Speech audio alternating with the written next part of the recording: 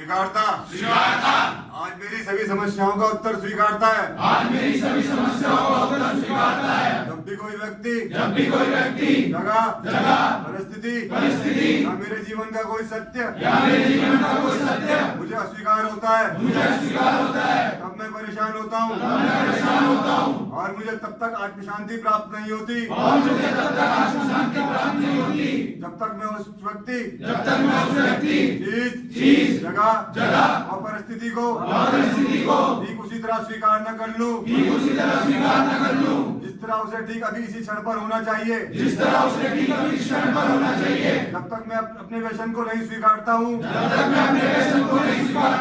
मैं नशे से दूर नहीं रह सकता। जब तक जिंदगी को जिंदगी की शर्तों पर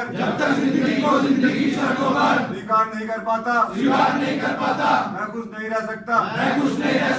कुछ भी बिल्कुल कुछ भी ईश्वर के संसार में गलती से नहीं होता।